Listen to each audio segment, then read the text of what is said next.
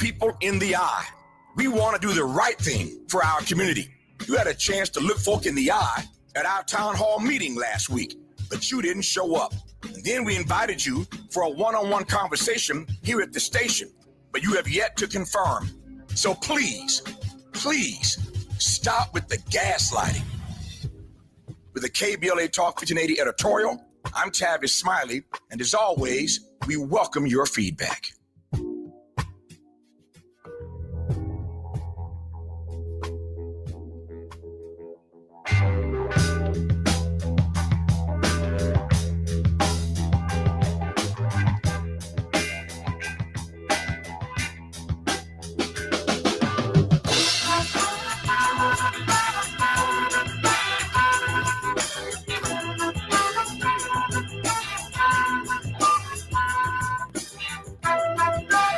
I'm Jeffrey Jackson Jr. Welcome forward to the Jeffrey Jackson Jr. Show on KBLA Talk 1580.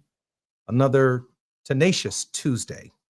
I woke up this morning at 3 a.m. as I usually do every single morning and have a private conversation with God. And that's what he put on my heart. So I want to opine in the first segment. The meaning, the vantage point, and the irreducible essence. I've had time to reflect upon Dad a lot for the last several months. My father shared an insight on July 18th, 1984 that may serve as further reflection for our current state as a nation.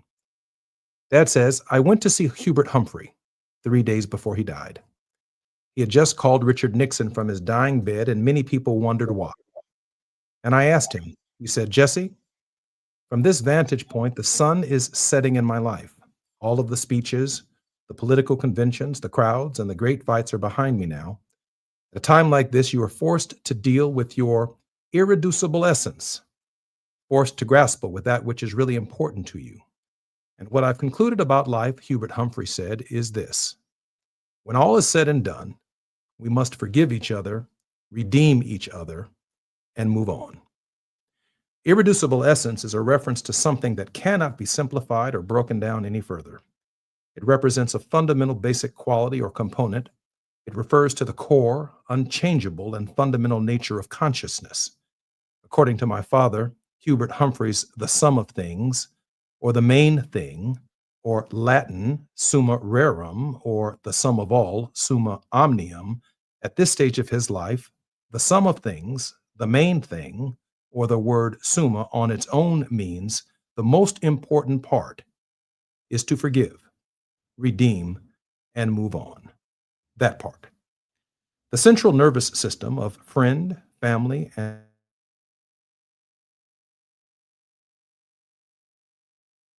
foe. There's something in each of us, a longing in each of us, an essence that requires this.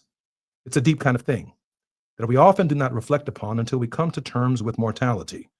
I make the distinction here between those who've come to terms with mortality because they've lived a full life versus people who live a life, who die prematurely, instantly, or tragically, and engage in, rarely, if at all, such a reflection on life. Dad was born on October 8, 1941. In the last month, 3 of his siblings have been present. They've traveled from South Carolina, California, and Georgia. With the past behind them and the struggles with mortality in front of them, they share their common stories of reconciliation. He's fielded calls from people who he first met surrounding the events of Selma in 1965. He even received a surprising and long overdue call from 2008. I too came asking for forgiveness and hoping I lived up to his gift and expectations of me. Everyone expressing their gratitude for his life and contribution and the impact that he's had on others. There's much to be said about the man from Nazareth on this question. Now, it seems to me that the Nazarene sought to bring the irreducible essence into the present, to speed up its acknowledgement in the moment, to offer it to all from the youngest to the oldest, not as a final act of grace, but as a permanent witness to its life-giving power in the present. Lincoln must have concluded that if the nation was to survive, he had to bring forgiveness into the present. Forgiveness was not something that had to be offered by a future president of or war-torn nation. To the urgent contrary, He had to separate the sins of the past so that they would not be visited upon the children of the nation's future. In understanding his role as president, Lincoln may have also reflected upon this. America is the only country in human history that's been granted the divine power to rewrite the individual history and story of its people. Seems to me that Gandhi's approach and disposition towards the British Empire, despite its brutality by definition, led the current foundation for the present relationship of the nation states. Because of his approach to tearing down the wall of racial segregation, Dr. Martin Luther King Jr. struggled to eradicate the notion and engagement in war and massive preparation and expense required for it. King offered for such spirit energy should be expended for the purposes of making healthcare and supplemental nutrition programs, along with housing and employment, the pressing priorities and central focus of a caring government. King undoubtedly had sat with his quiet study before it became part and central to his ministry. Indeed, he had given serious consideration to the sum of life. Oh, if I could only chronicle the list of phone calls, trips taken, tears shed, visitors accommodated, prayers prayed, frenemies stilled, pauses taken, words of comfort offered, words of comfort withheld, I believe a pessimistic and nihilistic view of human consciousness would emerge and be reflected in the idea that the human conscience is a plague upon the mind of man. The human conscience is a source of suffering and delusion rather than a moral compass. Self-awareness and the internal moral voice can lead to anxiety, guilt, and a futile struggle with desires and an existential pain and suffering. This view can be contrasted with the view of conscience as a source of integrity and moral guidance. It took Humphrey, and it takes many of us, a lifetime to arrive at integrity and moral guidance. The Nazarene sought to bring the sum of life into the present, and by doing so, he guaranteed every believer who would ever be born again of flesh the opportunity of a new gift, to be born again of a new spirit. My father was right about our fractured state in the present, and he offered meaningful solution. America is not a blanket, one piece of unbroken cloth, the same color, the same texture, the same size. America is more like a quilt, many patches, many pieces, many colors, many sizes, all woven and held together by a common thread. The white, the Hispanic, the black, the Arab, the Jew, the woman, the Native American, the small farmer, the business person, the environmentalist, the peace activist, the young, the old, the lesbian, the gay, and the disabled make up the American quilt. Even in our fractured state, Jesse Jackson said, all of us count and fit somewhere. We've proven that we can survive without each other, but we've not proven that we can win and make progress without each other. We must come together. I'm Jesse Jackson Jr. We have very special guests on our program today. More on KBLA Talk 1580 when we come forward. While you're stuck in traffic, we can at least bring you up to speed on the news of the day. You're listening to Jesse Jackson Jr. only on KBLA Talk 1580.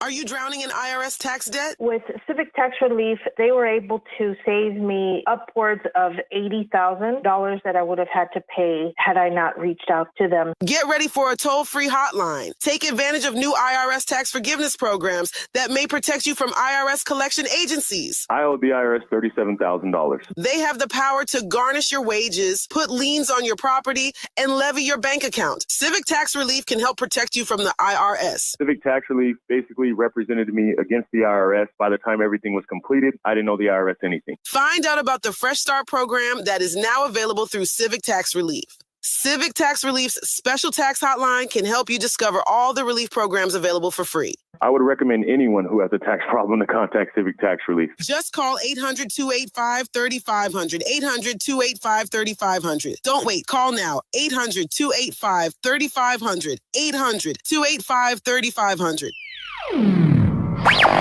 All I need is one mic. With a KBLA Talk 1580 editorial, I'm Tavis Smiley. Let me be clear about what we're witnessing here. A textbook case of talking about communities instead of talking with them. Pedro Pizarro, president and CEO of Edison International, found time this week to sit down with the LA Times to discuss their so-called fast pay program for those impacted by the Altadena Eaton Canyon fire. We think it is neither fast nor fair, but when we organized the community town hall, Southern California Edison first confirmed participation and then abruptly canceled. There was no time available on Mr. Pizarro's calendar for a face-to-face conversation with the individuals and families who have lost everything due to the negligence of Southern California Edison. This is not an accident. This is a choice about who deserves direct engagement and who gets managed through press statements. When you talk to the LA Times about people, you control the narrative. You get to frame the issues on your terms, with your spin, filtered through journalists who may or may not push back. But when you show up to a town hall, you face real questions from real people experiencing real problems. There's no PR buffer. There's real accountability. This pattern of being available to corporate media, but unavailable for community dialogue, sends a clear message about whose voices matter and whose don't. It's the kind of disrespect that hides behind busy schedules and prior commitments, but the community sees right through it. If these issues are important enough to discuss with the LA Times, they're important enough to discuss directly with the people living them. Anything less isn't just disrespectful, it's a fundamental failure of leadership and accountability. Mr. Pizarro says in the LA Times interview, I need to go to the supermarket in Pasadena or Altadena and be able to look people in the eye. We want to do the right thing for our community. You had a chance to look folk in the eye at our town hall meeting last week, but you didn't show up. And then we invited you for a one-on-one conversation here at the station, but you have yet to confirm. So please stop with the gaslighting. With the KBLA Talk 1580 editorial, I'm Tavis Smiley, and as always, we welcome your feedback.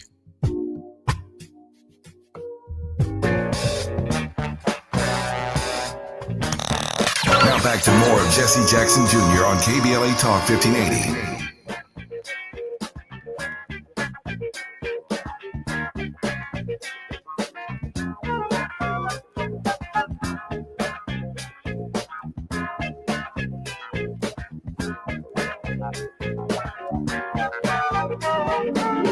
To the Jesse Jackson Jr. Show on KBLA Talk 1580. In the first hour, Dr. Joff Mount Varner, MD, an emergency room physician, author, public health specialist. Joff Mount Varner joins me in the first hour following record-breaking government shutdown, which had Americans and their health center stage. Americans are like sitting ducks with the cost to a healthy life set to skyrocket for people who just yearn to breathe free. The American dilemma of health. Now, open enrollment and open season. Dr. Joff Mount Varner, American decision expert, Hampton and Harvard educated, multi-best-selling author, training your mind for split-second decisions, and the latest fast decision. Think fast, be bold, be fearless. When chaos hits, most people freeze. Dr. Joffrey Mount Varner, America's decision expert, moves. For more than 25 years, he's mastered the split-second choices that separate life from death. On ER front lines in public health, war rooms, and inside executive boardrooms. As the former head of mass casualty and Ebola response for Washington, D.C., and an ER physician who has overseen the treatment of over 500,000 patients, Dr. Joffrey Mount Varner makes the decisions most people pray they'll never face, under pressure, with incomplete information, and zero margin for error. Fast Decisions is the fearless blueprint forged from these moments. A 3-time cancer survivor and father of teenagers, Dr. Joffrey knows the cost of hesitation, personally and professionally. His battle-tested frameworks turn hesitation into action, fear into confidence, and chaos into clarity. Dr. Mount Varner, welcome forward to the Jesse Jackson Jr. Show. Thank you very much for having me. I am so excited to be on the show as well. I am particularly honored that you're here. So many millions of Americans are experiencing a tremendous amount of anxiety, largely tied to the government shutdown, but also to the uncertainty that exists if, in fact, they confront an illness or they confront care at this particular hour, as their health and their coverage for their health is spiraling and skyrocketing Dr. Mount Varner, your thoughts on the state of American health here in the United States? Well, first of all, Jesse Jackson Jr., thank you very much for having me on the show. What you do for the community is amazing, so thank you. As relates to healthcare and open enrollment and what's going on, I think that America needs to prepare itself. And when I say America, I'm just not talking about those who are poor and indigent. I mean, I'm talking about the regular, common day working class people. And here's why. Because the healthcare system functions on a subsidy from the federal government. And that's most healthcare policies. So when that subsidy goes down, our healthcare premiums go up. I'm located in Maryland now. Ours is scheduled to go up about 14.5%, which has already been approved. Wow. Believe it or not, New Jersey has it on the Senate floor. Well, it may go up 136%. Wow. What's my point? That we need to brace. We need to be prepared because the cost of our healthcare is going to tie up and take up a lot of the household income. And we weren't expecting that. And there will be downstream effects as well. One of the great challenges, Dr. Joffrey, is coming to terms with the decisions that family have to make under these extraordinary decisions. They obviously weigh on people's mental health. You talked about the choices that even affect things as basic as groceries and gas, and choosing whether or not you're going to honor some of these premiums because you might have a family member who's absolutely in need of life-saving subsidies that are given to the insurance companies in order to keep the costs down. Your thoughts on solutions? Is there a way out? I mean, obviously the government has to function. They're beginning to function again, but there is no certainty in one of the most vital aspects of human life, that is our fundamental care. You're right. We are beginning to function again, and thank God we are open again. But as you know, it looms again in a couple months. So there are a few things I would recommend family do this year before the premiums rise. And preventive care means everything. So any screenings that you need, for instance, for the males who are over the age of 50, you should make sure you go ahead and get your PSA screen. That's your prostate blood level screen. But anyone over the age of 50 should go ahead and have their colonoscopy scheduled. Why? Because what we do know is that, for instance, colonoscopy, it screens for colon cancer. And we know when colon cancer is caught in stage 1 and 2, it has about a 94% cure rate. After that, it has about a 50% cure rate. Only way you catch it is by a screening colonoscopy. And that's when you don't have any symptoms. So getting those preventive screenings done right now during this year, during this calendar year, is key, because what we know, as a matter of fact, for sure, is that most people's premiums will go up, and some families may not be able to afford those screenings. Doc, these particular categories for screenings that you're suggesting need to take place, I gather, between now and when the open enrollment close. Is there a list, and I hate to put you on the spot, is there a list that profession is advocating that people look at very carefully, that gives people some guidance on what they need to have scheduled now before these premiums increase in the next phase of this government process? There is, and actually, if you just bear with me, because we have to break it down into take your time. Take your time. We want to live. We want to live through these next few months. Take your time. Sure. So for both men and women, and right now I'm going to exclude children. I'm going to talk about men and women. You need to make sure that you go ahead and get your screening exam. You need to get a CBC. That's your blood level. It also gives you a screen for many of the leukemias as well. You want to make sure you get a vitamin D level, because that's a low vitamin D level sets you up for low immunity and a risk for cancer.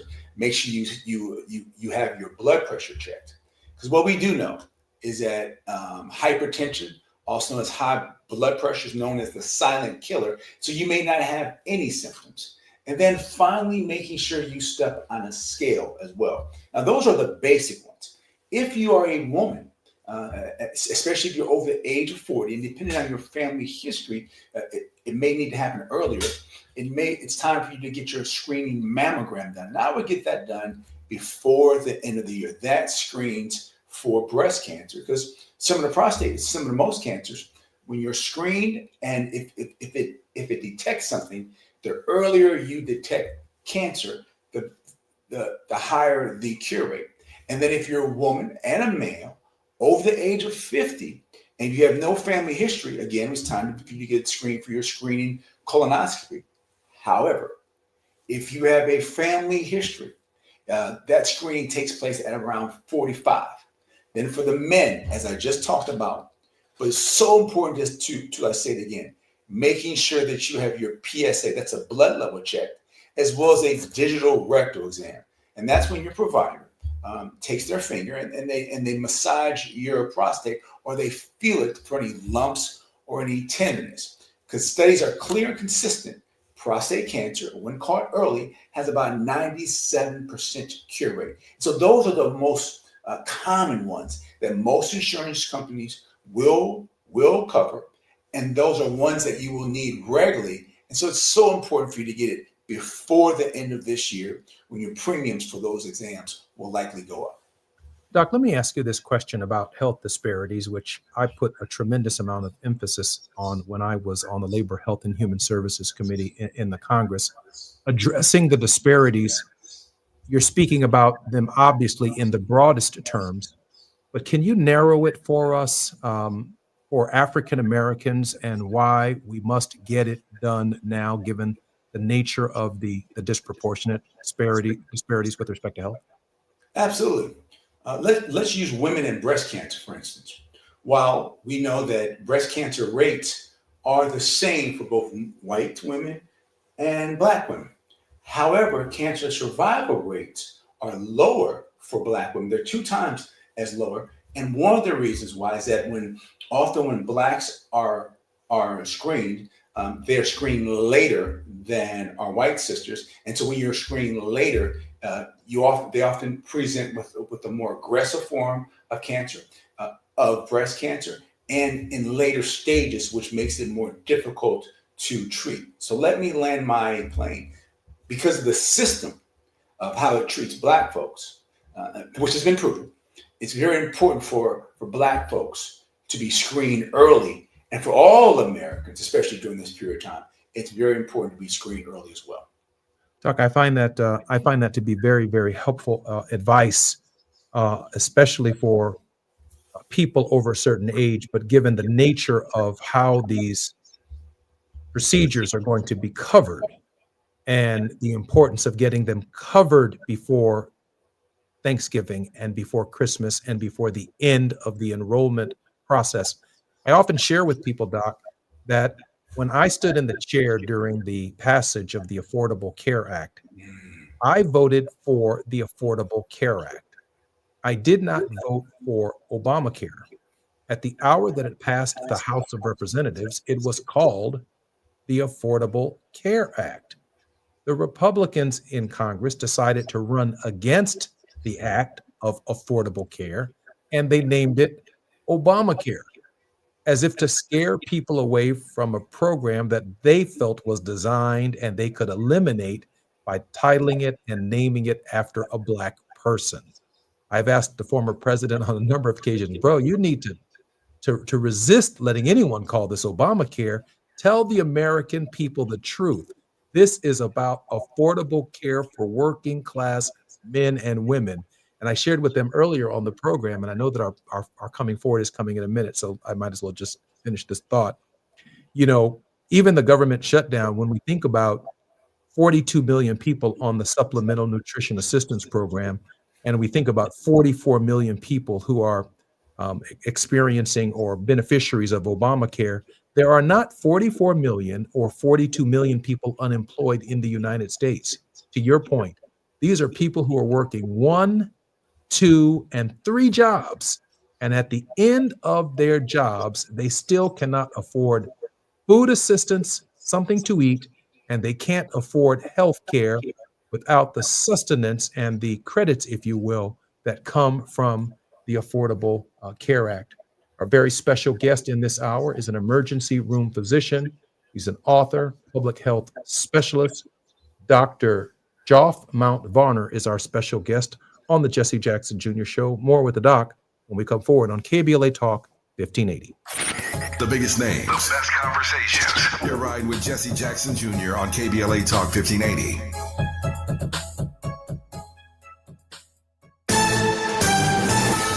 I'm Amber Payton with BIN News Now. Chicago's Black Mayor Brandon Johnson says he's not backing down after his budget was rejected by the city council, mainly over a proposed $21 per employee head tax on large companies. There are two options here. We challenge these big corporations and the ultra-rich to put more skin in the game, or you ask people who are standing in line for bread, milk, and food and clothing, ask them to put more skin in the game. He plans to bring the budget back for a vote in early December. Reverend Jesse Jackson is being moved out of intensive care as he continues treatment for progressive supranuclear palsy, a rare neurological disorder. He remains stable at Northwestern Memorial Hospital in Chicago. And the Los Angeles County Sheriff's Department is investigating new sexual assault claims against Sean Diddy Combs. A record producer alleges Combs assaulted him twice in 2020 and 2021 while working on a Biggie Smalls remix. Get BIN News Now on demand 24/7 on the iHeartRadio app. Santa may check his list twice, but Nissan quality checks every model thousands of times. Add a Nissan to your list to save big on Rogue, Pathfinder, Frontier, and the entire award-winning lineup at the Nissan Year-End event. Shop your Southern California Nissan dealers and NissanUSA.com today. This is the KBLA Sports Minute with Ray Richardson. LeBron has made one decision about his career. He confirmed that he will not be playing for the U.S. men's basketball team in the 2028 Summer Olympics here in L.A. LeBron mentioned his decision during the Mind the Game podcast hosted by former NBA player and coach Steve Nash. LeBron, who turns 41 on December 30th, would be 43 when the Olympics kick off in July of 2028. LeBron has played in 4 Olympics, winning 3 gold medals and a bronze. The Lakers are listing LeBron as questionable for tonight's home game against Utah. Top 5 women's college basketball teams in this week's top 25 rankings: UConn, South Carolina, 5-0 UCLA, Texas, and LSU. USC dropped out of the top 5 after losing to South Carolina Saturday night at Crypto.com. USC is 2-1. The Trojans are at home tonight against the University of Portland. UCLA's next game is Sunday afternoon at home against HBCU Southern University. No debates, no speculation, just the info you need. That's your KBLA Sports Minute. I'm Ray Richardson on KBLA Talk 1580.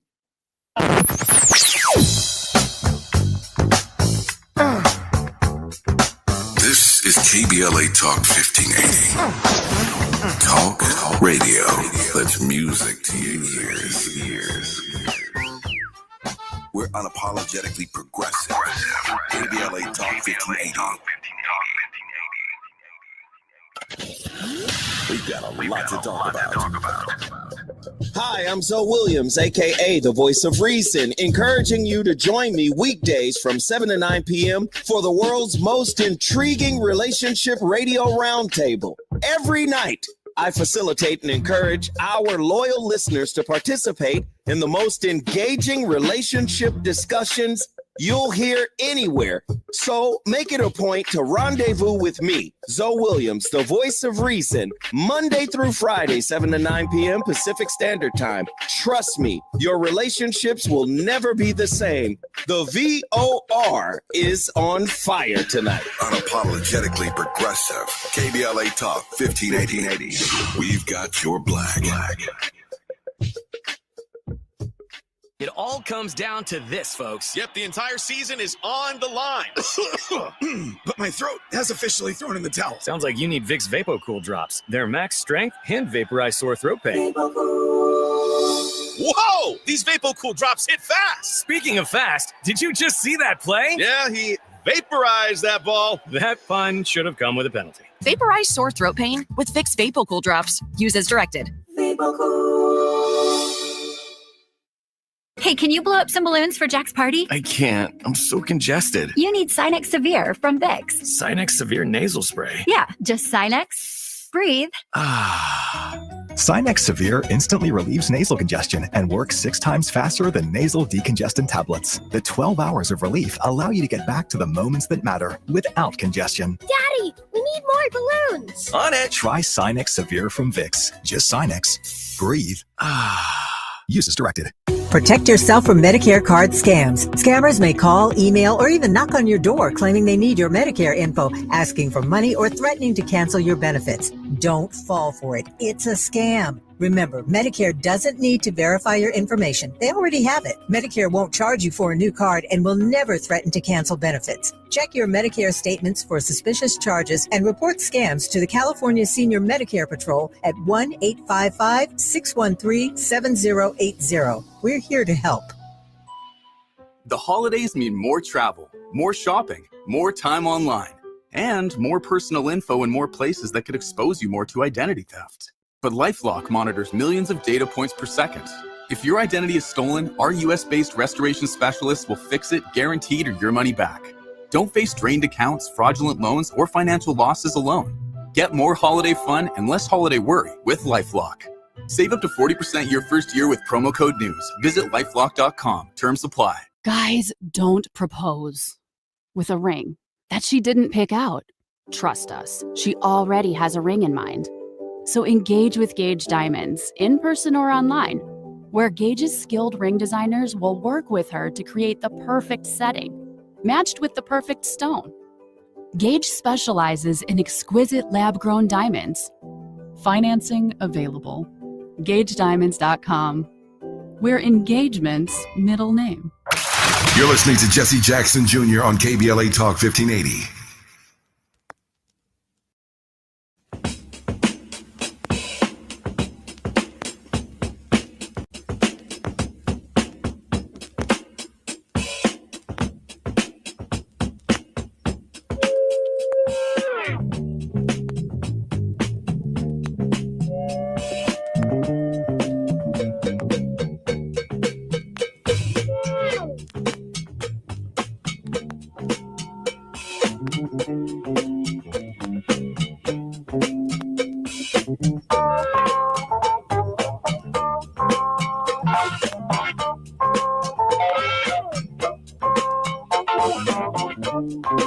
It's Tenacious Tuesdays in the Jesse Jackson Jr. Show on KBLA Talk 1580. In our second hour, we'll be on the grind with Dr. Barbara Arnwine, but in our first hour, Dr. Joff Montvarner, an emergency room physician, is our very special guest.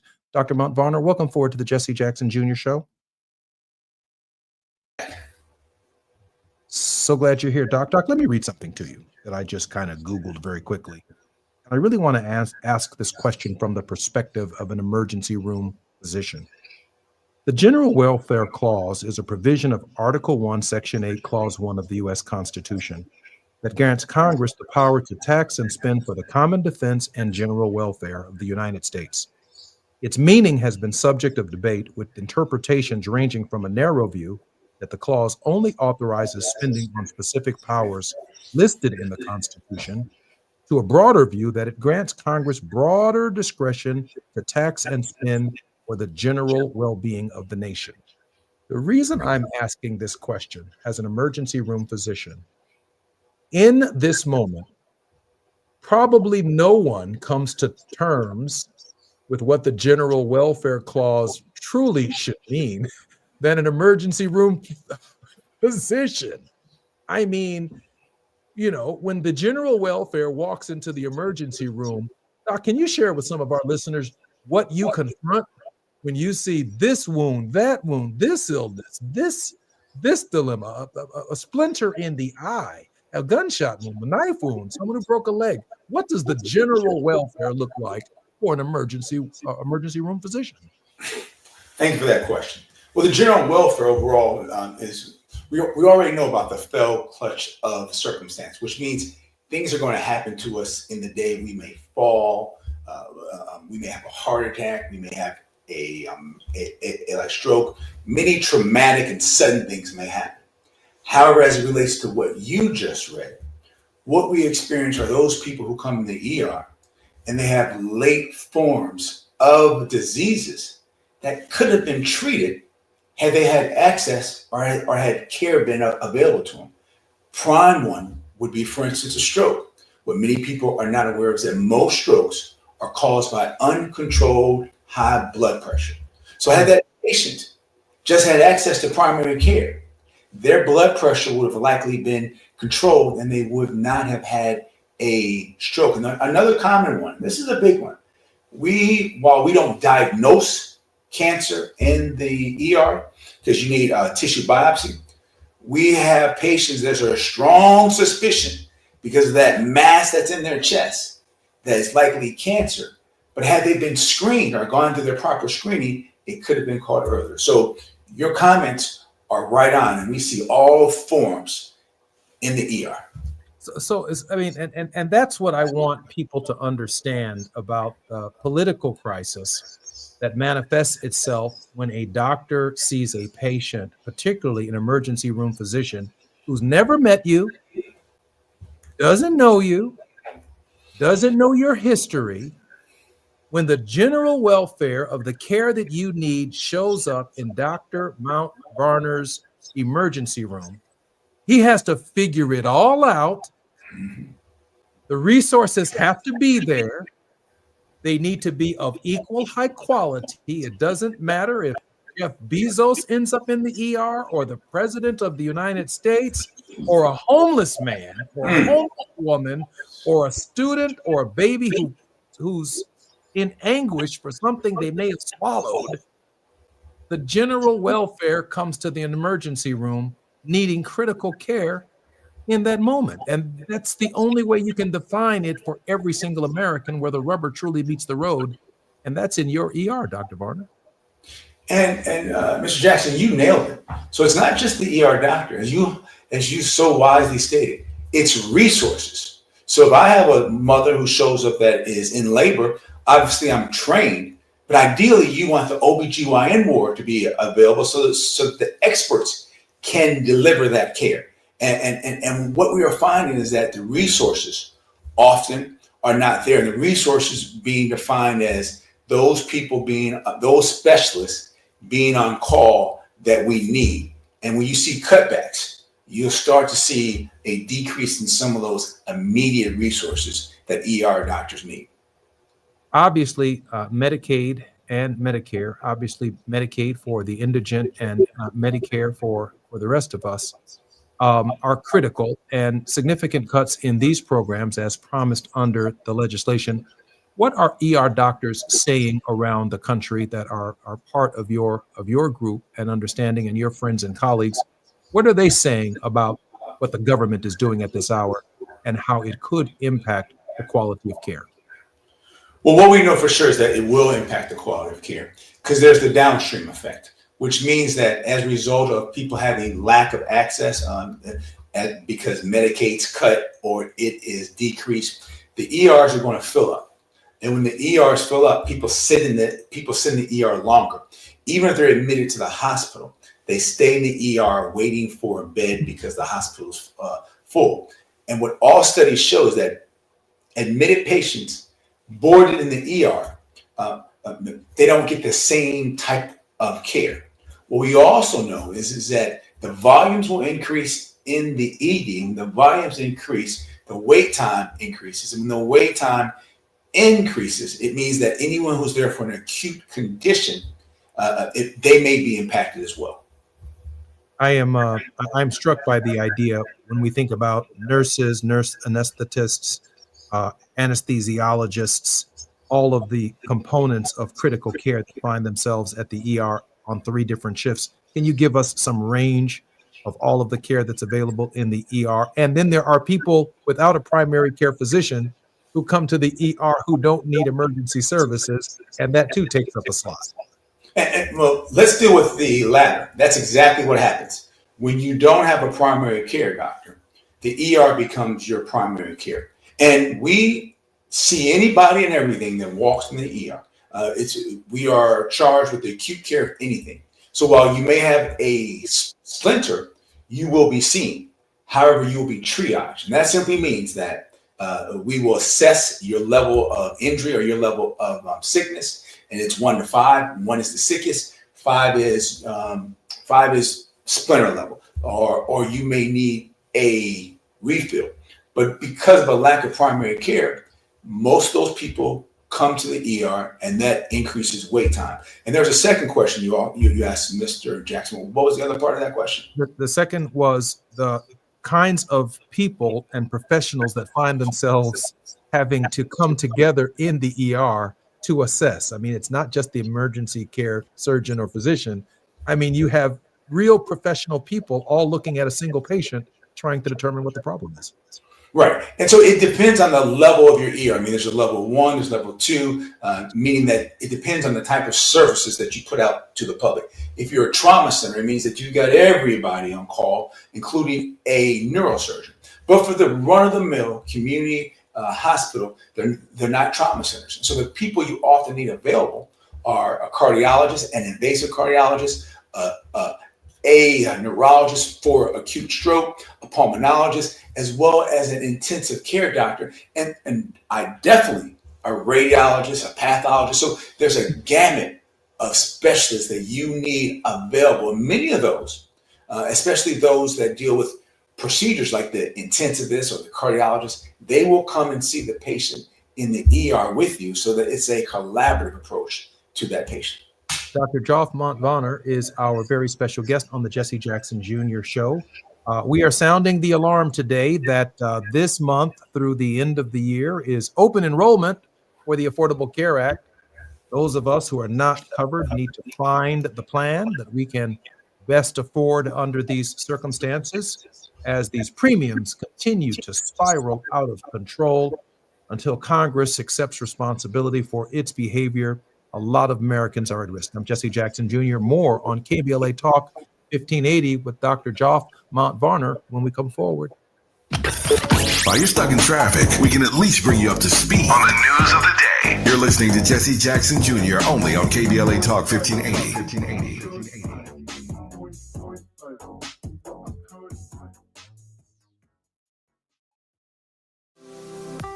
It's never too early to start talking about money in realistic ways with your kids. JP Morgan Chase navigates how to educate your kids now about creating long-lasting, healthy money habits. Whether your kids are in elementary school, high school, or college, now is a great time to start a conversation about ways to create healthy money habits as they grow, ultimately benefiting their financial future. Talking about money in a realistic way to support your kids' lifestyle and dreams, your first banking account geared towards high school or college. It's never too early.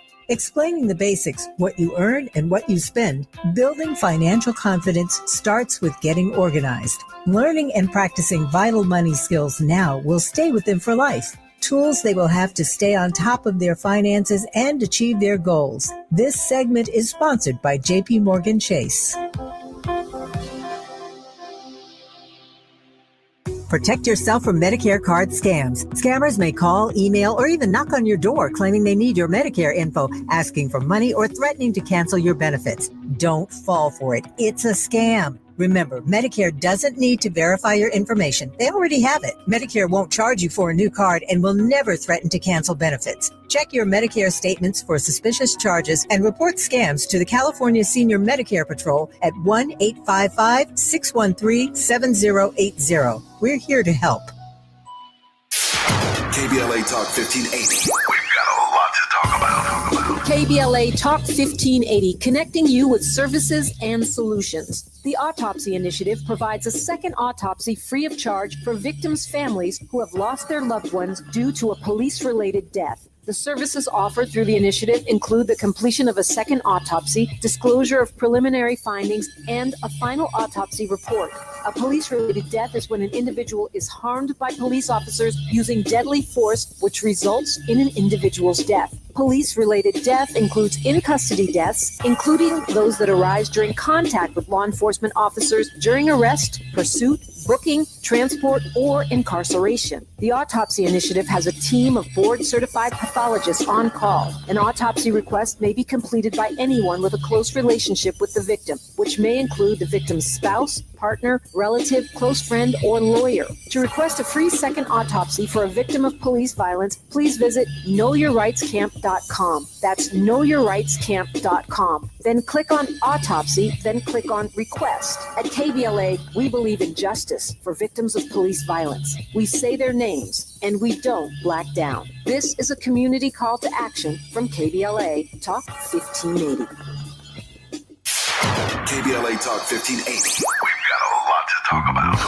KBLA Talk 1580 is committed to self-care and community well-being. Walk Good LA was formed in June 2020, inspired by the Black Lives Matter movement and the beginning stages of the COVID-19 pandemic. What began as a few minutes of breath work and yoga meditation before protests against police brutality turned into a safe space for the community to heal in hard times. The immensely positive response from the community transformed the momentum into a movement. Today, Walk Good LA is a Black and Brown-led community wellness organization based in Los Angeles. They provide spaces for healing through community yoga classes, guided meditations, hikes, run clubs, and other activations throughout Los Angeles that attract hundreds of members weekly. With the help of Propel and Michael B. Jordan, they now have a yoga and wellness studio in Los Angeles called the Walk Good Yard. To join their mailing list and connect with healing spaces, please visit walkgoodla.org. That's walkgoodla.org.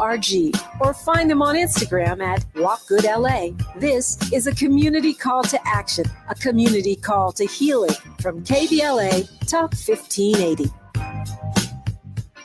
Find what you love, love what you find. A Total Wine and More. There's so much waiting for you. Spirits and beer, thousands of wines. Guides in the know and prices so low, it just might blow your mind. You're gonna find what you love and love what you find. With curbside pickup and delivery available, you'll always find what you love, only at Total Wine and More. Drink responsibly, B21. Now back to more of Jesse Jackson Jr. on KBLA Talk 1580.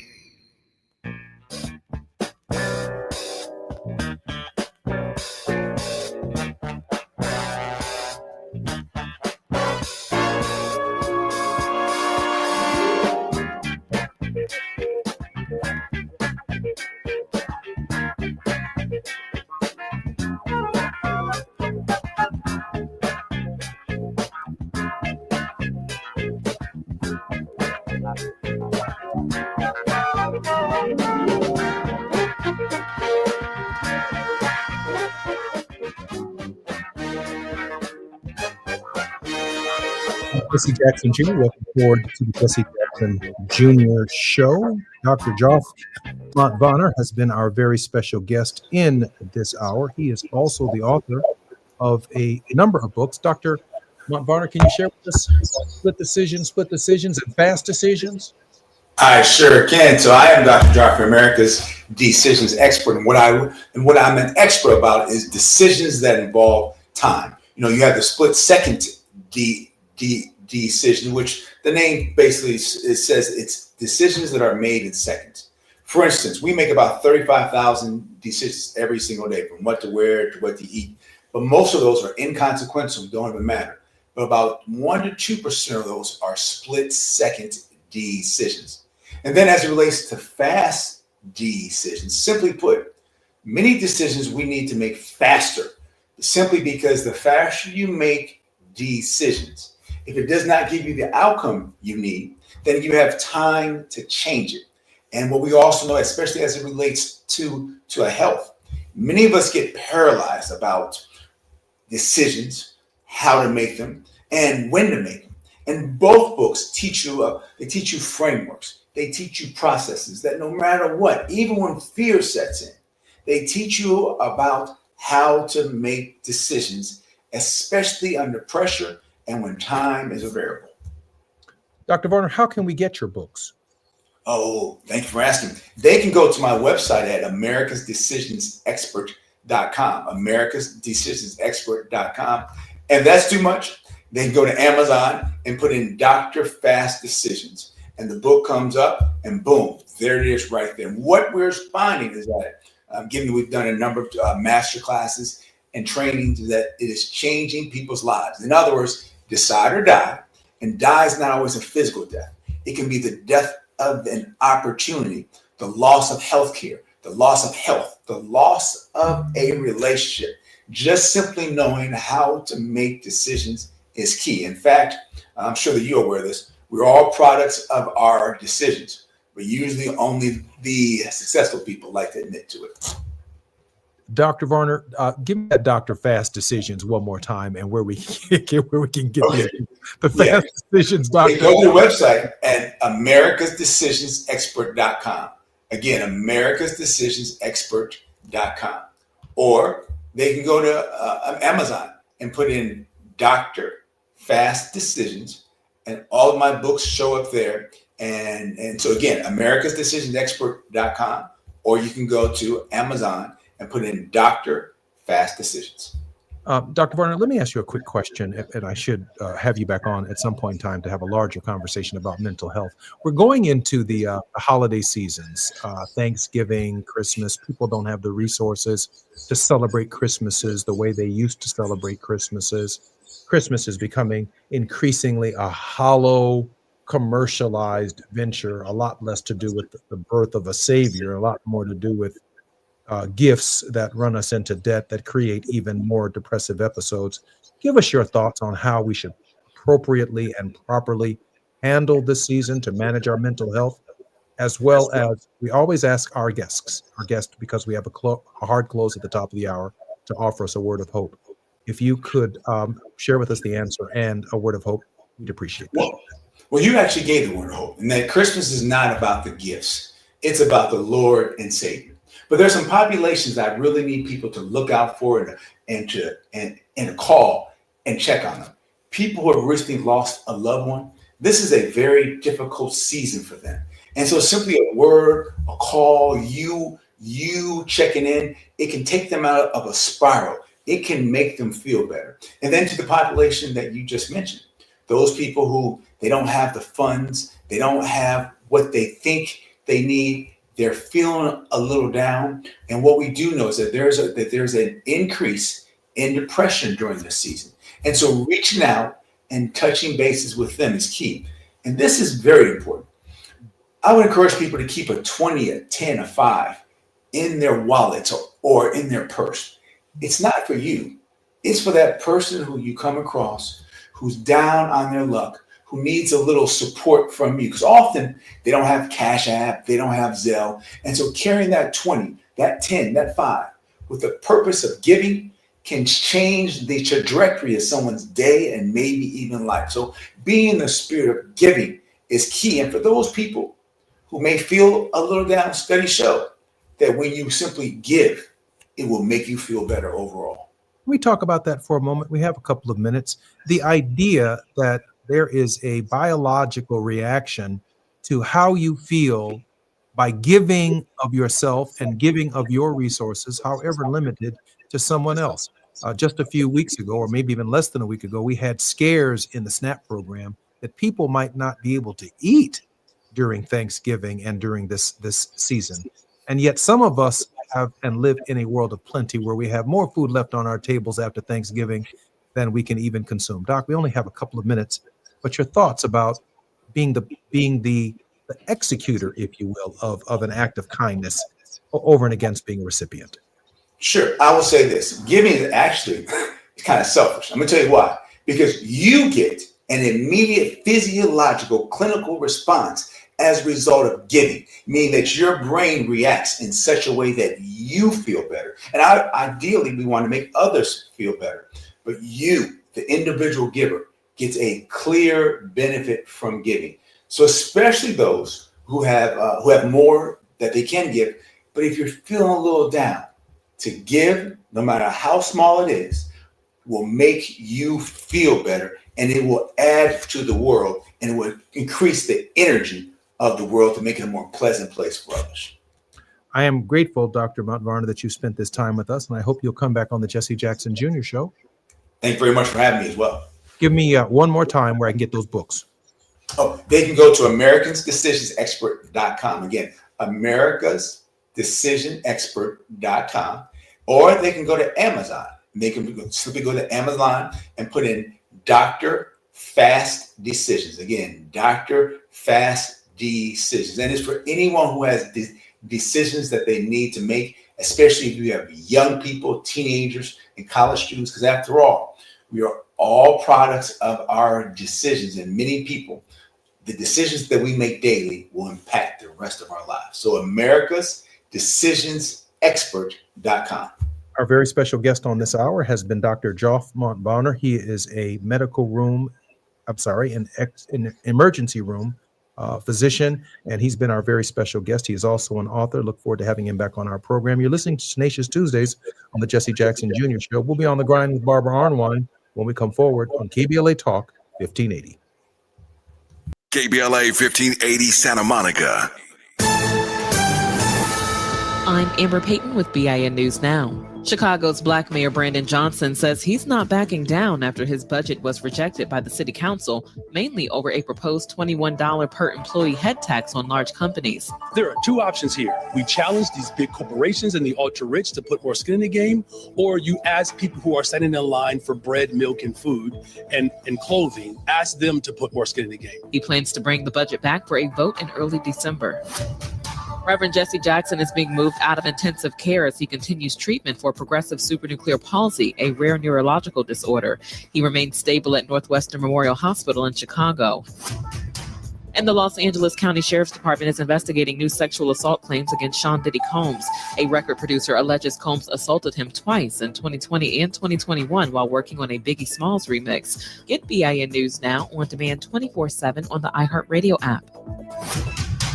Santa may check his list twice, but Nissan quality checks every model thousands of times. Add a Nissan to your list to save big on Rogue, Pathfinder, Frontier, and the entire award-winning lineup at the Nissan Year-End event. Shop your Southern California Nissan dealers and NissanUSA.com today. This is the KBLA Sports Minute with Ray Richardson. LeBron has made one decision about his career. He confirmed that he will not be playing for the U.S. men's basketball team in the 2028 Summer Olympics here in L.A.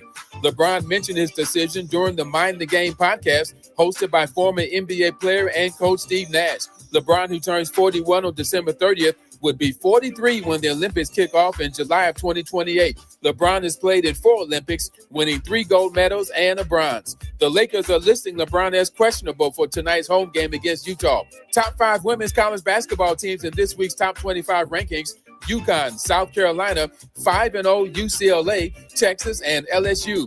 USC dropped out of the top 5 after losing to South Carolina Saturday night at Crypto.com. USC is 2-1. The Trojans are at home tonight against the University of Portland. UCLA's next game is Sunday afternoon at home against HBCU Southern University. No debates, no speculation, just the info you need. That's your KBLA Sports Minute. I'm Ray Richardson on KBLA Talk 1580. All I need is one mic.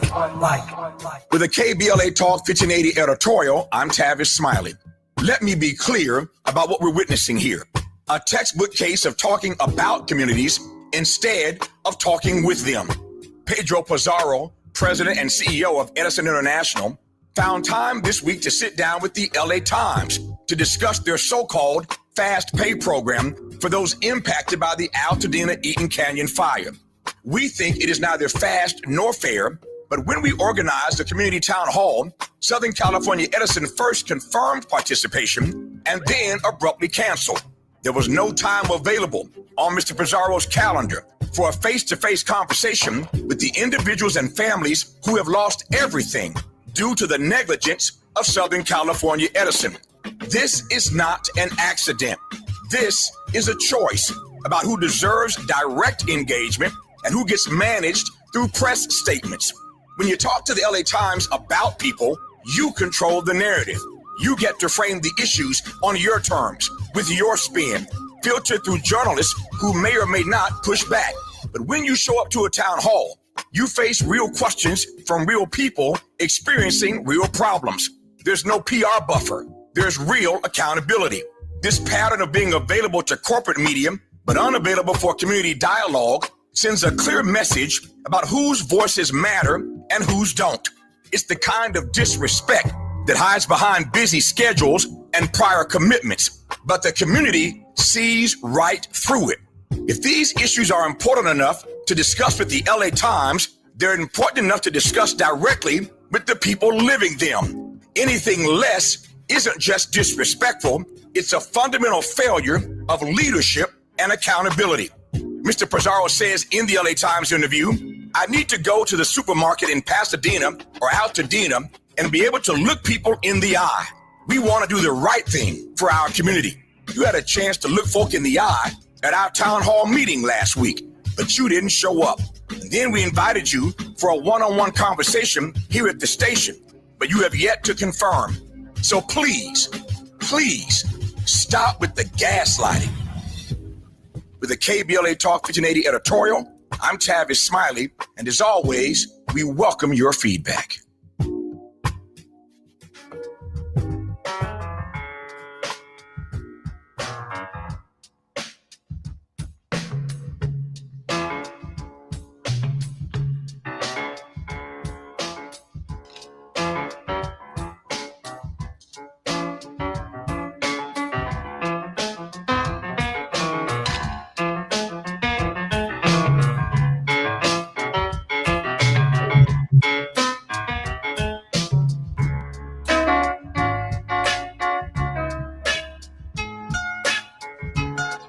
I'm Jesse Jackson Jr. Welcome forward to the Jesse Jackson Jr. Show on KBLA Talk 1580.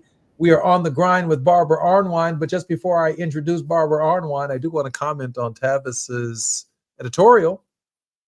Southern California Edison, Pedro Pizarro, we have not forgotten you. And tomorrow with Dr. S. Todd Urey, we're going to talk about some of Jesse Jackson's strategies for how he dealt with corporate America. And one that is particularly intriguing to me at this hour is our listeners could help, and I'll talk about it tomorrow with Dr. Urey when he shares with us the strategy of purchasing for KBLA Talk 1580 about 20 shares of Southern California Edison. Actually, it's Edison International.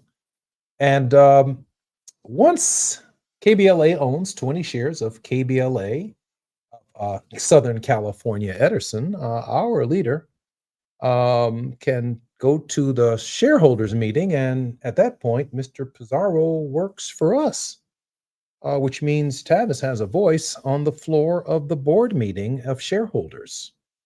And I can't think of a more consistent representative for the people of Altadena to speak to all of the shareholders of Southern California Edison, Edison International, than our leader. But I'd like to hear the strategy tomorrow from Dr. S. Todd Urey here on the Jesse Jackson Jr. Show. That's what Jesse Jackson would do. He would buy shares of General Motors, Coca-Cola, and then here comes Jesse Jackson. He would show up at the meeting, and whatever Jesse Jackson asked for, he almost got. You can even call for the resignation of the president when you're a shareholder. And it's not that much. We could raise a couple of quick $1,000s on air to get this stock. Then we change our position with respect to Southern California Edison, and we can take a delegation of residents of Altadena that we represent to the shareholders meeting to share our concerns. This is On the Grind with Barbara Arnwine. She's been in enough struggles with Jesse Jackson Sr. for decades. She is the president and founder of the Transformative Justice Coalition, internationally renowned for contributions on critical justice issues, including the passage of the Landmark Civil Rights Act of 1991 and the 2006 reauthorization of provisions of the Voting Rights Act. On our show, she has been to the Supreme Court with Robinson versus Calais, or Louisiana versus Calais, the Voting Rights Act decision. She has been in voter registration drives and turnout drives in New York, New Jersey, Virginia, and she is moving. Barbara, welcome forward to the Jesse Jackson Jr. Show. I think Barbara has her. Thanks for having me. It's a pleasure to be here. And I'm going to have to be a little bit quiet because I'm in a room with an echo. And the echo apparently goes all the way around the hallway. So I'm trying to be as subdued as possible. Well, I don't know if that's possible. Barbara Arnwine, but thank you for sharing that with us. If you do happen to do your thing, we understand, Barbara, because we're with you. Barbara, what's going on in the world? What should we be focusing on this week? Well, there's so much going on. The biggest thing, of course, is today's decision from the 11th Circuit Court of Appeals, from the 5th Circuit Court of Appeals, regarding the Texas redistricting map. Remember a couple months ago, y'all's president said to the nation, he called up the Texas people and said, give me 5 more districts. Just 5 more districts. That's all I need. Just 5 more districts so that I can make sure that we don't lose the House in 2026 because we're in trouble. And they said, okay, Massa, whatever you say, we're going to go ahead and give you your 5 districts, your 5 more. And but they can't help themselves, right? Because by nature, they're just so racist. So what they decided to do was to take those 5 more districts by getting rid of the Black representatives. And so they stole seats from Fort Worth, Dallas, Fort Worth area. They stole seats from Houston, and it was a clear racial gerrymander. And at trial, that was argued that this was an illegal racial gerrymander. So this case went up to the 5th Circuit Court of Appeals. And guess what the 5th Circuit Court of Appeals said? Now, everybody get ready. The 5th Circuit is one of the most conservative circuits in the country. Not the most, but one of them. And they said this was an illegal, unconstitutional racial gerrymander. And they struck the map down. They issued a preliminary injunction against the Texas seats. You heard me. Against that, give me 5 more seats. They struck it down. So that is fascinating, everybody. Remember, California just voted on November 4th to counteract that 5 more seats by getting its own redistricting in the event that this Texas redistricting went forth. So this is really critical because prior to the actions of the court today, it was projected that 9 seats from 3 states had already been secured in this presidential effort to rig the 2026 elections. But now, if you take out those 5 seats, it's only 4.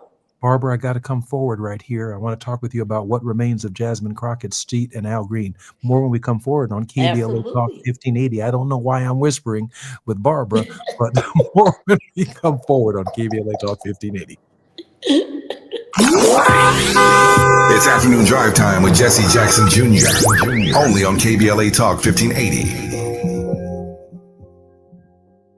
Are you drowning in IRS tax debt? With Civic Tax Relief, they were able to save me upwards of $80,000 that I would have had to pay had I not reached out to them. Get ready for a toll-free hotline. Take advantage of new IRS tax forgiveness programs that may protect you from IRS collection agencies. I owe the IRS $37,000. They have the power to garnish your wages, put liens on your property, and levy your bank account. Civic Tax Relief can help protect you from the IRS. Civic Tax Relief basically represented me against the IRS. By the time everything was completed, I didn't owe the IRS anything. Find out about the Fresh Start program that is now available through Civic Tax Relief. Civic Tax Relief's special tax hotline can help you discover all the relief programs available for free. I would recommend anyone who has a tax problem to contact Civic Tax Relief. Just call 800-285-3500, 800-285-3500. Don't wait. Call now. 800-285-3500, 800-285-3500.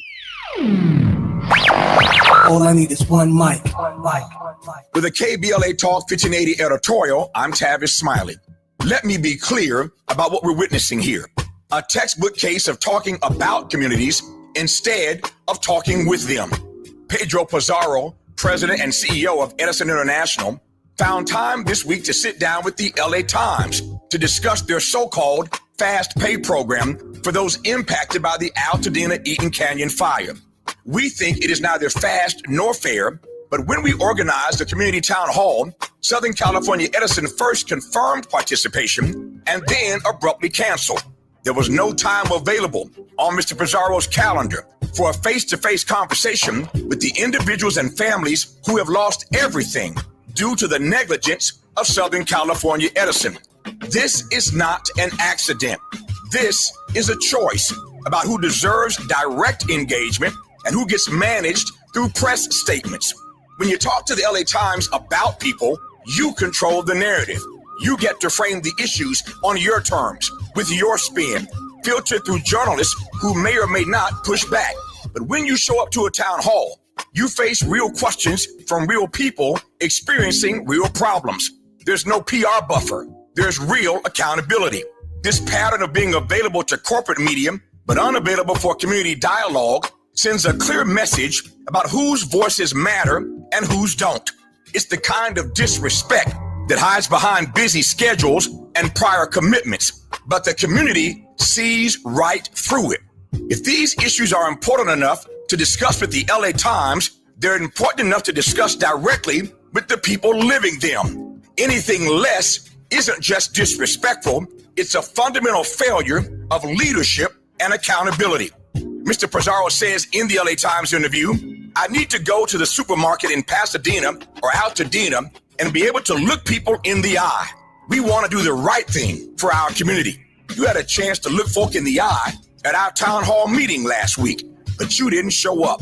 And then we invited you for a one-on-one conversation here at the station, but you have yet to confirm. So please, please stop with the gaslighting. With the KBLA Talk 1580 editorial, I'm Tavis Smiley, and as always, we welcome your feedback.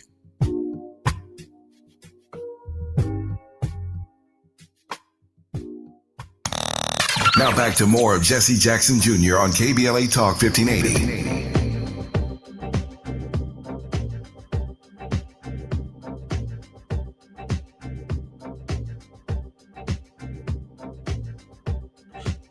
This is Jesse Jackson Jr. on KBLA Talk 1580. We're on the Jesse Jackson Jr. Show. It's Tenacious Tuesdays with our most tenacious host, Barbara Arnwine, the president of the Transformative Justice Coalition. Barbara, during the break, I looked up that article. In a blow to Trump, Politico says, federal judges block new Texas congressional map.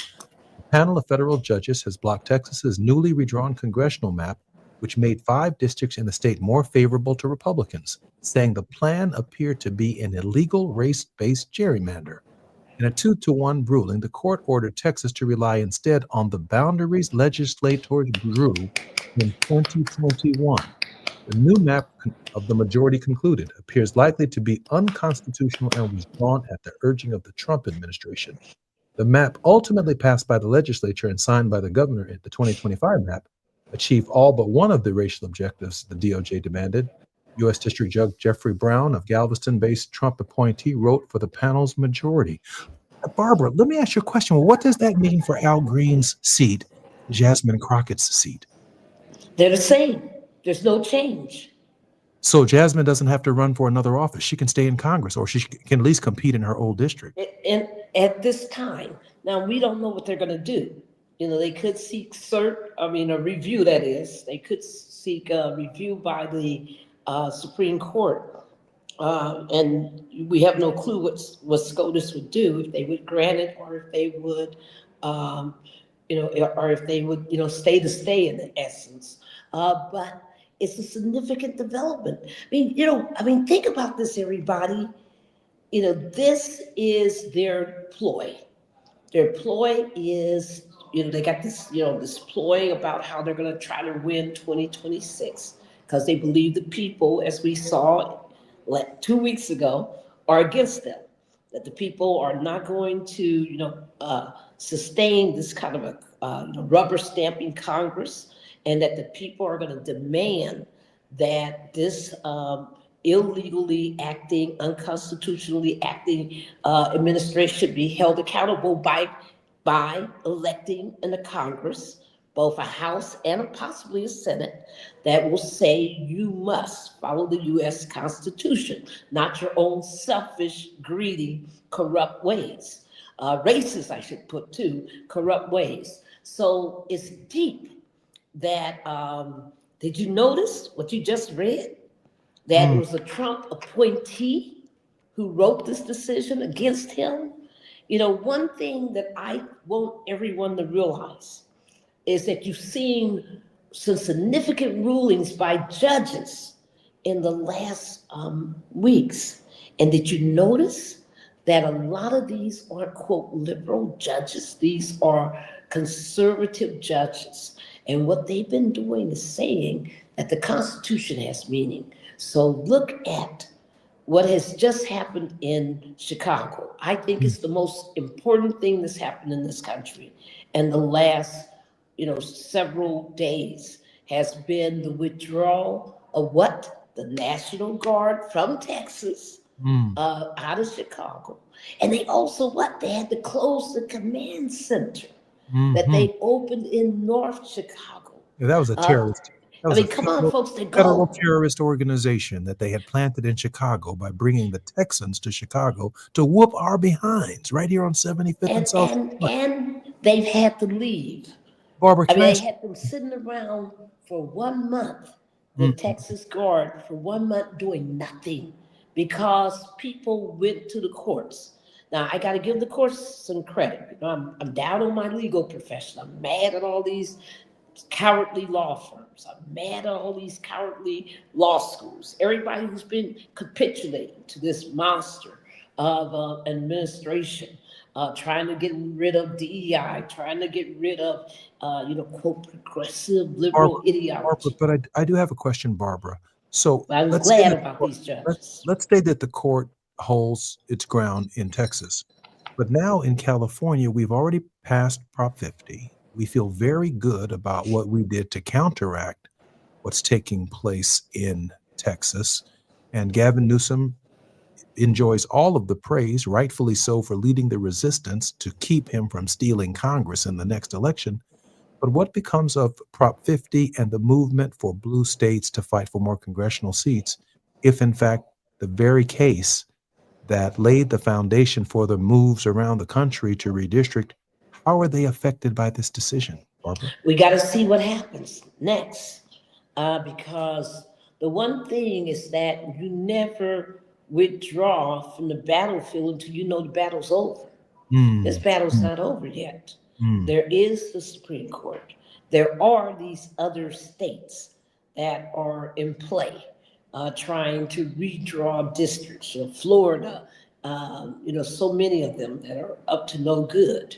And it's important for California to hold firm until we know what the battlefield looks like, until we win.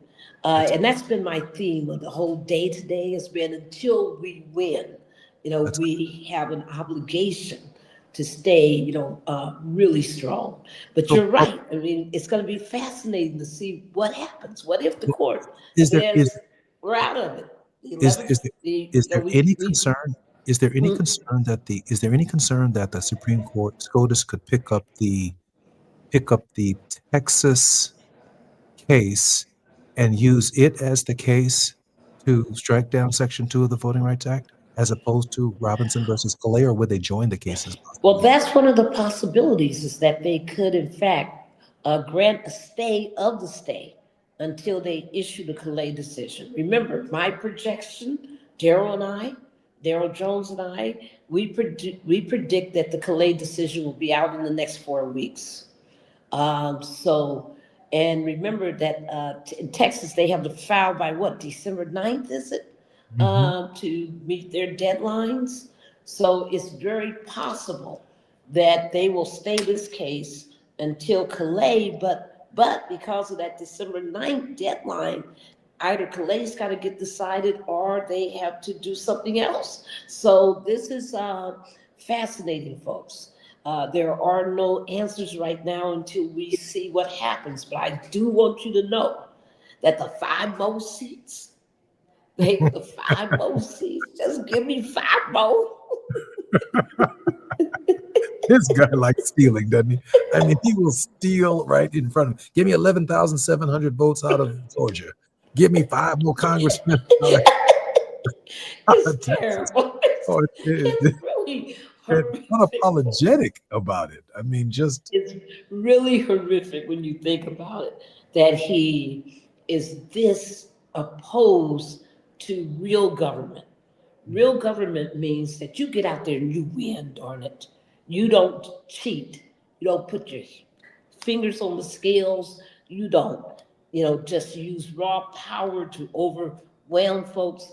You win based on your ideas, based on your policies, based on your positions. You do not try to win by being crooked. And that's what we're seeing here.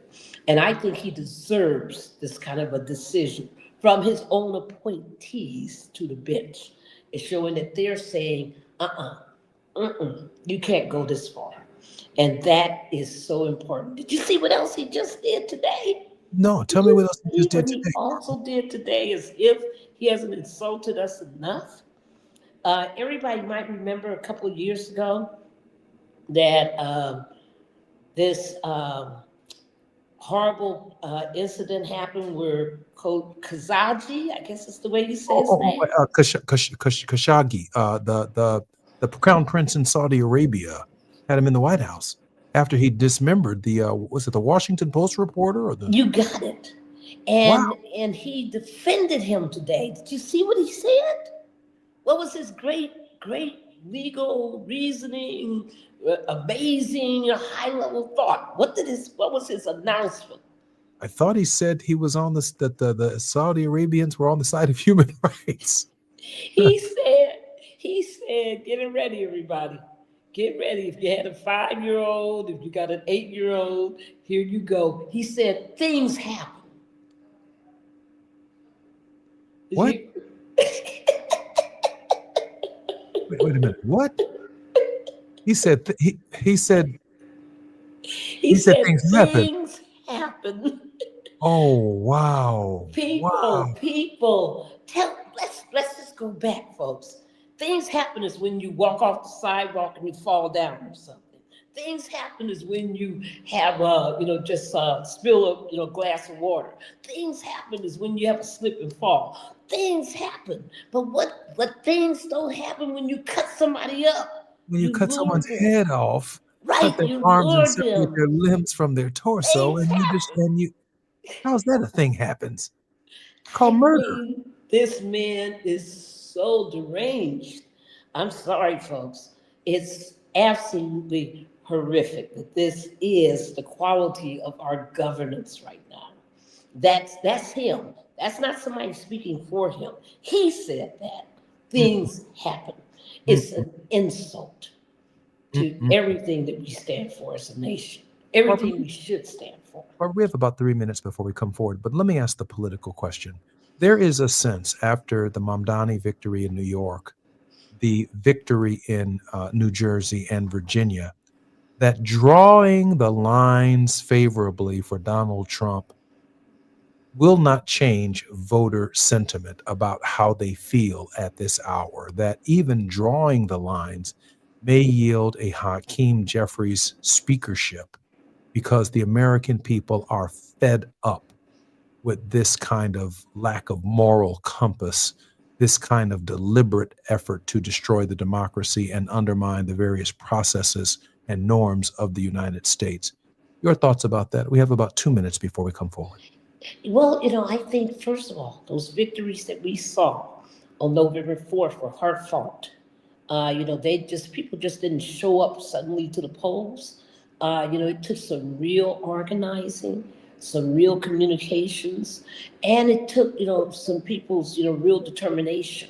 And I just want to say that, when you have illegally constructed districts, the problem is that they make it so that even they pack and crack, votes in such a way that you can't have the ability to elect the candidate of your choice. That's why it's called voter dilution. The only way you win in those kind of races is what we saw in November 4th, is that people who are the majority majority party voters in that area just sit home. They said, I'm through with this. This is too corrupt, too bad, so I'm just not going to show up. I'm not going to vote. And we do know that one factor in November 4th was a lot of Trump voters sat home. So it's very possible under that scenario, people showing up, doing their thing can overwhelm them. That's true. You're listening to the Jesse Jackson Jr. Show on KBLA Talk 1580. It's Tenacious Tuesdays with Barbara Arnwine, who's always on the grind. I don't know why I'm whispering, other than the fact that Barbara told us we need to whisper today. I'm Jesse Jackson Jr. More on KBLA Talk 1580. More when we come forward with Barbara Arnwine.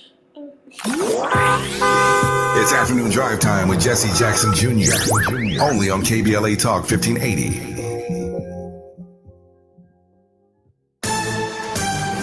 I'm Amber Payton with BIN News Now. A bill requiring the Justice Department to release all Jeffrey Epstein files passed the House with only one no vote. The motion to reconsider is laid on the table. It now heads to the Senate, where its future is unclear. President Trump says he'll sign it if it passes. Akron, Ohio Police Lieutenant Michael Murphy, who is Black, is suing the city for racial discrimination, claiming minority lieutenants are blocked from taking the captain's exam, while less experienced white lieutenants are allowed. He says he's been denied twice. And outgoing New York City Mayor Eric Adams, who is Black, is urging Israel's prime minister to attend Zohran Mamdani's inauguration, even though Mamdani said he'd have Benjamin Netanyahu arrested for alleged war crimes if he visits. Adams wrapped up his Israel trip focused on fighting anti-Semitism, noting that Jews were targeted in 54% of New York City hate crimes last year. Get BIN News Now on demand 24/7 on the iHeartRadio app.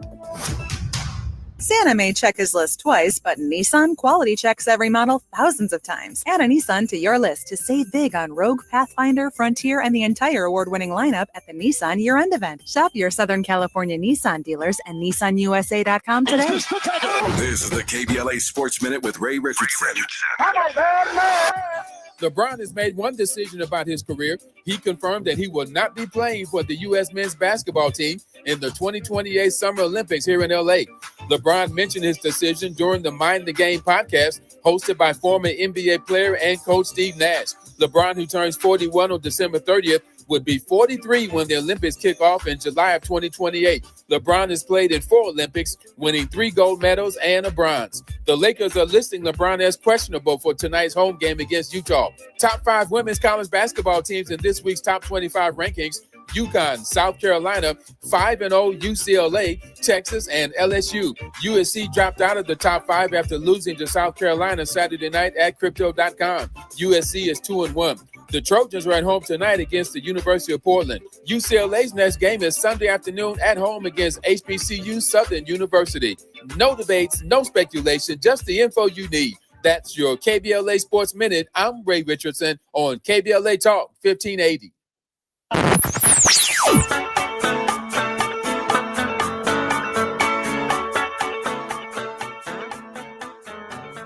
This is KBLA Talk 1580. Talk radio that's music to your ears. We're unapologetically progressive. KBLA Talk 1580. We've got a lot to talk about. I'm Reverend Gerald, the life coach. Is someone you love struggling with addiction and mental illness? Is improving your family's health important? Want to leave a legacy that your family can grow? Are you ready to enhance your perception of life experiences? Then wake up weekends at 7 a.m. with Urban Family Focus and get the wisdom, opportunity, resources, and motivation to live your best life. Join the conversation on Urban Family Focus Saturday and Sunday at 7 a.m. Unapologetically progressive. KBLA Talk 1580. We've got your black. The holidays mean more travel, more shopping, more time online, and more personal info in more places that could expose you more to identity theft. But LifeLock monitors millions of data points per second. If your identity is stolen, our US-based restoration specialists will fix it, guaranteed, or your money back. Don't face drained accounts, fraudulent loans, or financial losses alone. Get more holiday fun and less holiday worry with LifeLock. Save up to 40% your first year with promo code NEWS. Visit LifeLock.com. Terms apply. Guys, don't propose with a ring. that she didn't pick out. Trust us, she already has a ring in mind. So engage with Gage Diamonds, in person or online, where Gage's skilled ring designers will work with her to create the perfect setting, matched with the perfect stone. Gage specializes in exquisite lab-grown diamonds. Financing available. GageDiamonds.com. We're engagement's middle name. KBLA Talk 1580. We've got a lot to talk about. KBLA Talk 1580, connecting you with services and solutions. LA County's new Justice Care and Opportunities Department, or JCOD, is here to support justice-involved individuals and their families. The JCOD Support Center is now taking calls at 1-833-LACJCOD. That's 1-833-522-5263. Available 7 days a week from 6 a.m. to 11 p.m., the Support Center is your one-stop shop for re-entry issues and court support. They offer court reminders, connections to local services, transportation assistance for housing, court appearances, and childcare. The JCOD hotline provides personalized help to connect you with services that you need. And don't forget to check out justiceconnect.org for more information. Remember, it's free and available every day at 1-833-522-5263. This is a community call to action from KBLA Talk 1580. You're listening to Jesse Jackson Jr. on KBLA Talk 1580.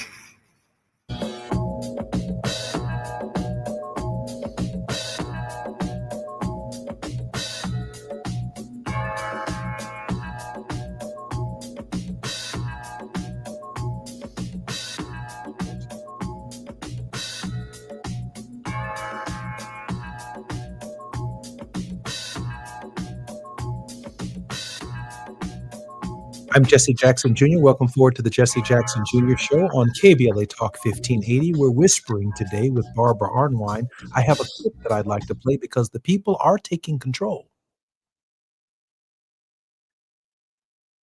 You don't have a warrant, you don't have jurisdiction here, and you sure as hell don't have the right to terrorize my site. This is New York City, not some back alley shakedown. It's 2025. People have rights, civil rights.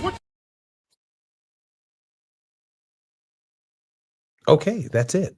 Barbara, people are angry out here about what's going on in the streets. Before I ask how we can support the Transformative Justice Coalition, what is your sense of the anger that people are experiencing in the country at this hour? I would say very high, but you know what I would put on that? It's not just anger. What I found when we were on the ground in New Jersey, everybody, you saw us running around for 12 days in New Jersey, getting out the black vote to make sure that, on a nonpartisan basis. But what I saw was not just that people were angry, try another word, appalled. Appalled. Absolutely infuriated at the betrayal that they sensed. They were angry that their government was willing to sacrifice them. Somebody asked me today, what was the number one issue? It wasn't what people think it was. It was SNAP. Folks were so angry that people were going to be starved to death, that children wouldn't be fed, that there wouldn't be school lunches. They were just absolutely infuriated. I mean, there's a kind of anger that is slow, that is, just real residual. It's that kind of anger you see in the coal that has already been burned, but is still burning inside. There's that kind of anger. People were absolutely appalled and determined to do what they could about it. And I think that's what is so important, because a lot of times you can sit around and just be angry and still just sit around. But when you're appalled, when you're motivated, then you get up and you take action. So and Barbara, that's what people did. Barbara, it's ICE, it's the tariffs, it's the economy, it's the cost of living, it's the cost of rent, it's affordability, it's everything that control. I mean, we're almost slaves to the policy of government inadequacy in meeting our needs, even if we work, pay our taxes. I'm sorry, Barbara. No, but you know that man is his own worst enemy. Because who in the world would decide right before a major election that you're going to tear down the East Wing to build yourself a $300 million ballroom? People, that just has people beside themselves. They can't believe that that's happening. I mean, they're just like incredulous. He's going to tear down the White House so he can build himself a $300 million ballroom, but telling people to starve, telling people to go without health care, telling people to die. I mean, that's what pissed people off. I mean, people were livid in those streets. I mean, you saw people standing all that time because they were just hot. They were ready to vote, and they wanted to do it. And let's be clear, people, I don't want everybody to just think the only issues were affordability, because in the vote in Pennsylvania and the vote in California was very much about our Constitution and about our democracy. And I think so many pundits just get stuff backwards. Ooh, they get it wrong. And it's important for us to be smart enough to read what the people are actually doing, that they're, standing up for themselves. And when they stand up for themselves, they stand on the Constitution. They stand on democracy. They stand on affordability and against corruption. Barbara, how can we support the Transformative Justice Coalition and your work? Please go to tjcoalition.org, tjcoalition.org, and we have a donate portal there. And you can make a donation to support our work, because our work is key.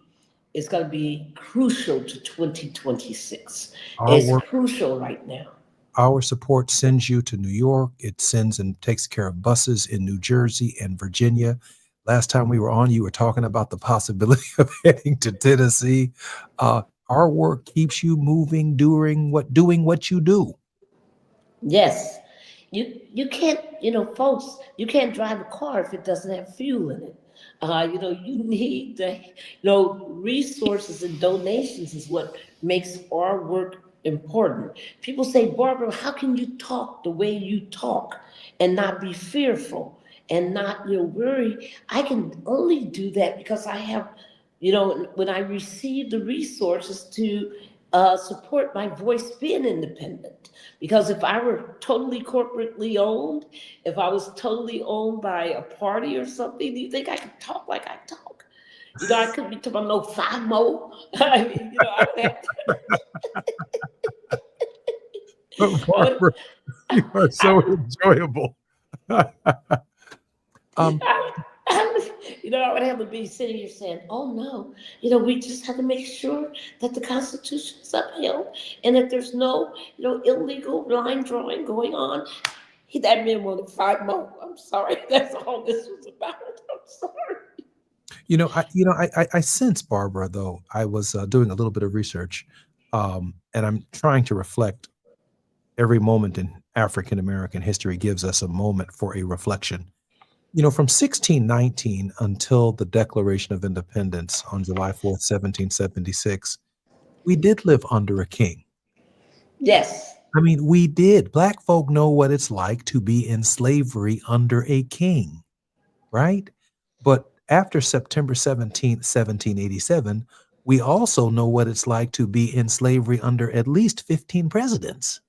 Yes. So we know slavery under a king. We know slavery under presidents.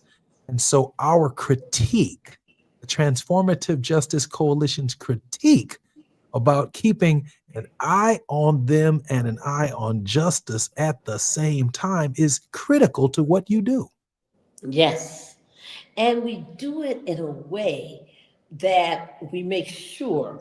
See, my goal isn't to be the only person who understands. My goal is to spread the knowledge.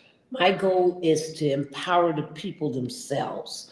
My goal is to see hundreds and hundreds and hundreds and thousands and tens of thousands of people and millions with the knowledge of what's going on, and that they're not fooled. They're not falling for the disinformation.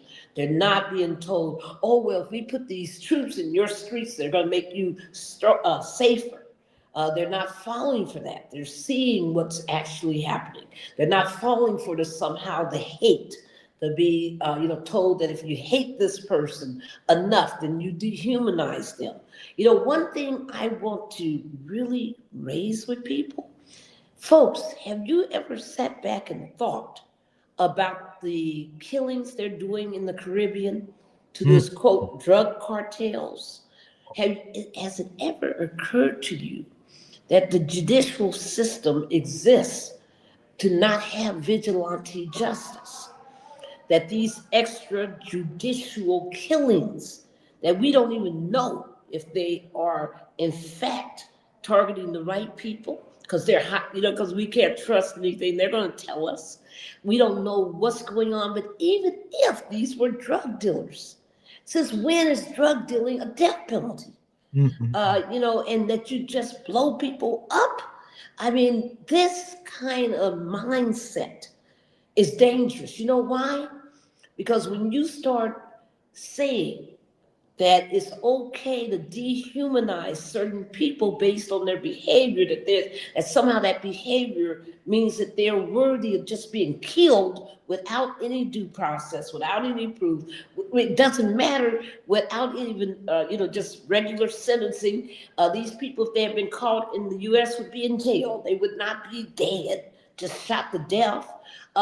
This is so important for us, because what they're trying to do is desensitize us. Barbara. Desensitize. Barbara, this is Jesse Jackson Jr. on the Jesse Jackson Jr. Show on KBLA Talk 1580. More with Barbara Arnwine.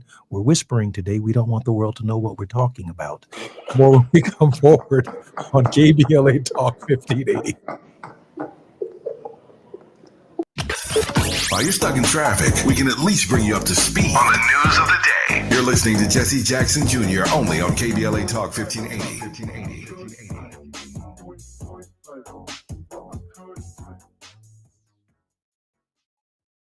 It's been said that when someone you love has Parkinson's, you have Parkinson's. The Parkinson's Foundation knows that the disease doesn't just affect the diagnosed. It affects everyone who supports and helps care for them. If you have questions, the Parkinson's Foundation has answers. We can help you understand the disease and give you tips for living a better life. Find your answers at parkinson.org or call 1-800-473-4636. The Parkinson's Foundation. Better lives together. Small businesses are the heart of America. But you don't have to go it alone. As the nation's largest nonprofit resource of expert business mentoring, SCORE has helped millions of entrepreneurs build their businesses for free. Get the connections, education, and guidance you need with SCORE. We're ready to help. Find a mentor today at score.org. KBLA Talk 1580. We've got a lot to talk about. KBLA Talk 1580, connecting you with services and solutions. LA County's new Justice Care and Opportunities Department, or JCOD, is here to support justice-involved individuals and their families. The JCOD Support Center is now taking calls at 1-833-LACJCOD. That's 1-833-522-5263. Available 7 days a week from 6 a.m. to 11 p.m., the Support Center is your one-stop shop for re-entry issues and court support. They offer court reminders, connections to local services, transportation assistance for housing, court appearances, and childcare. The JCOD hotline provides personalized help to connect you with services that you need. And don't forget to check out justiceconnect.org for more information. Remember, it's free and available every day at 1-833-522-5263. This is a community call to action from KBLA Talk 1580. Lena Bloom for the Bail Project. Imagine you're stuck in a jail cell and you can't afford bail and someone offers you a way out. Just plead guilty and you can go home and kiss your kids goodnight. What do you do? What thousands have. You plead guilty whether you are or not. Cash bail makes poverty a crime. That's why the Bail Project helps those who can't afford it while fighting to end cash bail, because freedom should be free. Brought to you by the Ad Council. My ride smells just right, just right, just right, just right. Y'all gotta try that Febreze car. Just right, just right, just right. Yeah. La la la la la. With up to 40 days of consistency, all over Febreze car clips right on your vent. You know my car's my happy place. Keep that smile on my face when it smells just right, just right, just right. Yeah. Breathe happy Febreze. La la la la la. Now back to more of Jesse Jackson Jr. on KBLA Talk 1580.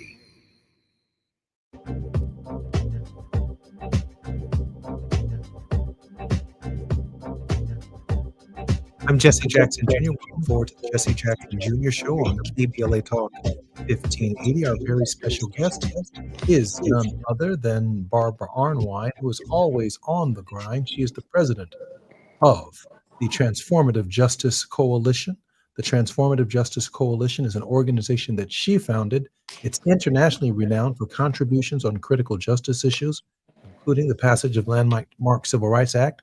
Currently, she also serves as co-chair and facilitator of the National Commission for Voter Justice and Millennial Votes Matter convenings and the Voting Rights Alliance. She's the head of the Lawyers Committee for Civil Rights Under Law from February 1989 until June 2015 and holds the honorific title of President Emeritus. Barbara, welcome forward to the Jesse Jackson Jr. Show. Thank you, sir, for having me on. Barbara, listen, we got just a couple of more minutes for your thoughts. And you know, at the top of the show, I leave room for your word of hope. What else is going on in the world that we need to pay a particular attention to? Well, for California, congratulations. Your National Guard is on their way home. After, once again, the court ruled that they shouldn't have been deployed by y'all's president to Portland. That there was no, quote, national emergency, no, quote, danger in the streets, that this was all without any legal basis. And so your people are going home.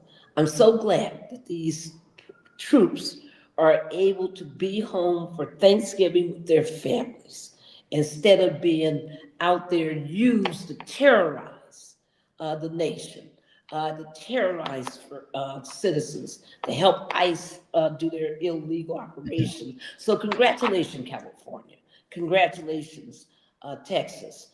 I also wanted to take 1 minute to also point out, to everyone that the National Conference of Black Lawyers had their 57th year of action. They just had their national conference last week.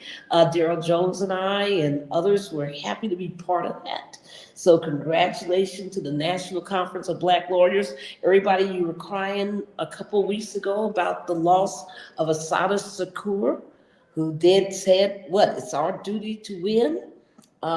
She was, one of the big cases that they defended. Angela Davis, Geronimo Pratt, so many of the major political prisoner cases, they've been involved in, but they've also been the legal spine of the wonderful, amazing reparations movement. So a lot of credit to NC Bail, to their leader, Whitley Carpenter, and to Mawuli Davis and the Georgia chapter of the NCBL that did this. But what I wanted to end on tonight, you said something so profound. I hope people listened. You talked about a giant, a man who has, I don't know anybody else who has impacted this world the way he has.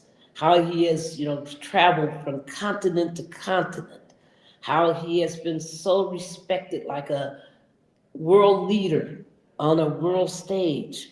And that is your dad, Jesse Jackson Sr. He has been in my prayers every single night. I have, been just, just I can't even tell you about the emotional disarray that I've been feeling while he was in the ICU. I am so glad that he's reminding us that he's always been one thing, a fighter, and that he's gonna fight this disease. It doesn't matter if he's the most eloquent person in the world, doesn't matter if he's running laps. He wants us to know that his spirit is running laps, that his spirit won't give in, that he's gonna fight as much as he can. And I just want you to know that this nation, wouldn't look the way it looks without your dad. This world that we know of, the whole notion of human rights, come on, your dad has been so essential. I can't go anywhere in the United States where Black political power exists without hearing the name Jesse Jackson Jr. He trained somebody who ran for office. He trained somebody who was leading those campaigns. He gave people inspiration, pride, motivation. I mean, come on now. I love me some Reverend Jesse Jackson Sr., and I want you to know that my heart goes out to your family as you are enduring and doing everything you can to show the love that that man needs in this time. And I just want you to know that it's appreciated, that we love him, that he is unforgettable, that he is, even in illness, God, good Lord, even in illness, he's an example to us all. I don't know what to say. You know, I just am blown away by him. And I'm hoping and praying that I can get to him and see him. And I can't sing like Natasha Brown now. I understand she was up there singing to him last night, singing freedom songs to him. I can't do that. But I'm so glad she did that. It was so beautiful. But I can, speak to my brother, and I can hold his hand one more time and just continue to tell him how much we love him. And so thank you, because I know it hasn't been easy for you and your family. Thank you for all the sacrifices. Thank you for everything you've done to make him ours, because he's been ours and we just love him. So thank you. Barbara, I can't thank you enough for that. When I took Dad by ambulance to the hospital a little more than a week ago, if I could show you the pictures, which I will never disclose, of his condition and his condition in the emergency room. Yusef called me this morning and we talked about it last night. Nothing short of a miracle. Nothing short of a miracle occurred in the last 48 hours. To see his continence, to see his clarity. Dad he wasn't saying anything, and now he is somewhat animated. And it's so amazing, because yesterday when I went up to the hotel, to the hospital room, he said to Al Sharpton and to others who were in attendance, he wanted 2,000 churches to feed 2 million people for Thanksgiving. 2,000 churches to feed 2 million people for Thanksgiving. That's my dad and his spirit. And there were about 30 people in the hallway waiting to see him yesterday. So I took it upon myself to say, listen, I'm going to take you guys in 2 by 2. Everybody gets 2 minutes. And that's all you get, because I don't want everybody around him right now. And so people would go in there and I'd peek in on their 2 minutes and they'd be praying. And then another group would go in there and they'd be crying and reconciling issues. And then another 2 would go in there. So I walked in there after Santita and Sister Brown went in there, because I heard they were singing "Go Down Moses" and "Swing Low, Sweet Chariot." And I said, wait a minute. Wait a minute. Wait just a minute, y'all. Go down, Moses, swing low, sweet chariot. Right, Mary, don't you weep. I said, listen. Now you wanted some other songs. Yeah, I said, we're not going to do that up in here. So now y'all 2 minutes is up. We need some upbeat. Oh my goodness, you wanted some keep on pushing. Yeah, keep on pushing, keep hope alive. Let's all this Mary, don't you weep. You want people to get on the love train. Swing low, sweet chariot. Go down, Moses. No, I put them out. Latasha and Santita, y'all get out of here with all of that. Come back with a better medley. I'm Jesse Jackson Jr. You are too much. We're on the grind with Barbara Arnwine on KBLA Talk. This is Tenacious Tuesdays, and we're all the more better because of the extraordinary work that Barbara Arnwine does for us in the field. More on KBLA 1580 when we come forward. KBLA 1580 Santa Monica. I'm Amber Payton.